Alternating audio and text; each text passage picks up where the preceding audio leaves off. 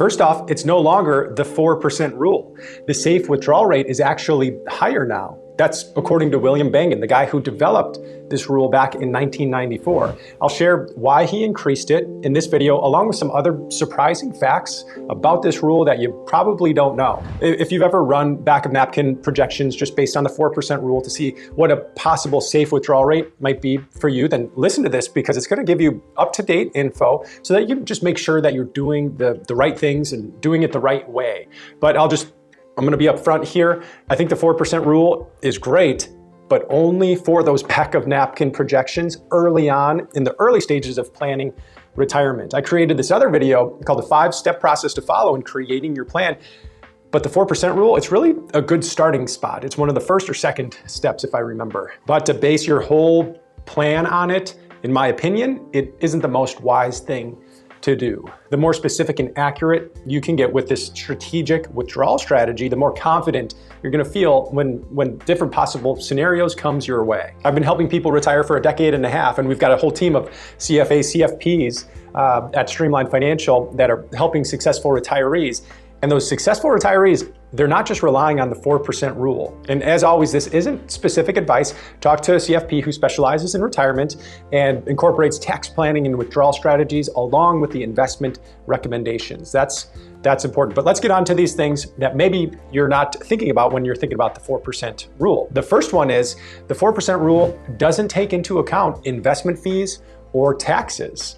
The rule guides how much you can withdraw from your portfolio each year, and it assumes taxes and fees, if there are any, that it's an expense that you pay out of that money that you have withdrawn. And sometimes we see investment fees being quite high for people that ask us to give them a second opinion on what they're doing, which means those fees can significantly impact the net spending amount in retirement. So it's important, if you decide to start to work with an advisor, to make sure that the value that they're providing is higher than what the actual cost is to work with them.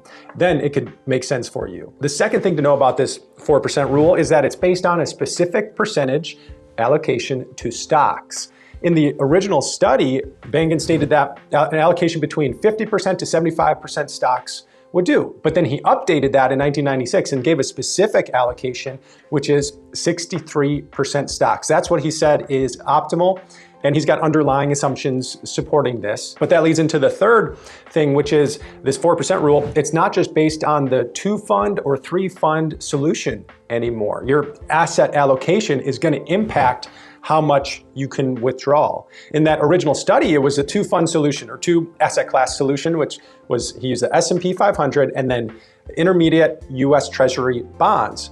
Later, he updated this to include asset classes like international stocks, cash, small cap stocks, things like that. And then this led to the fourth thing maybe you didn't know, which is it's no longer the 4% rule. He updated it to the 4.7% rule. He said a few years ago, my rule has been updated to 4.7, so it's no longer the 4% rule. And that comes from my research in adding a number of asset classes which have really increased returns. He didn't say really, but have increased returns. US micro cap, US small cap stocks in particular changed what he considered the ideal asset allocation.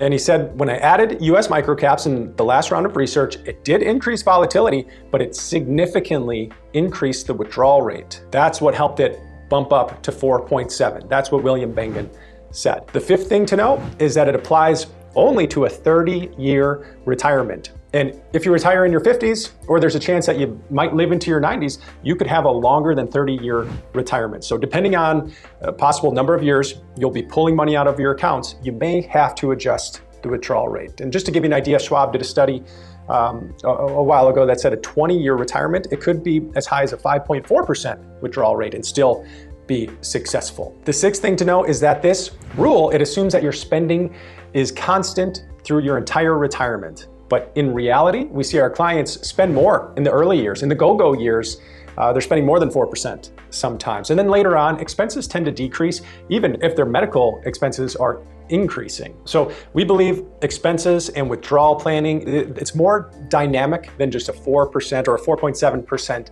withdrawal rate. Then on to the seventh thing, the range of outcomes here with this 4% rule is very, very wide.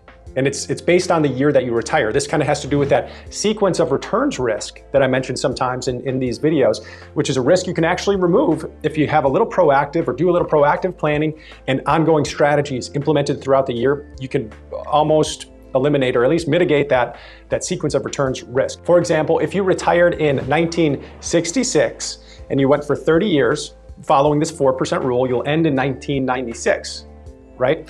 And with the 4% rule, you'd end with very little left. But if you retired, say in the early 80s, 1982, and you did the 30 years, you might have about 6 times or so the starting value from that beginning point. So there's a wide range of outcomes here. Just another reason to spend more time getting a plan, more specifics to you, and basing it off your strategy than just a rule of thumb that's out there. So if your advisor isn't optimizing your retirement withdrawal strategy, your tax reduction strategy, it might be worth finding a CFP who's actually specializing in retirement. And if you need that sort of help, reach out to us at streamlineplanning.com or click on the link below and then check out these videos to make your retirement even better.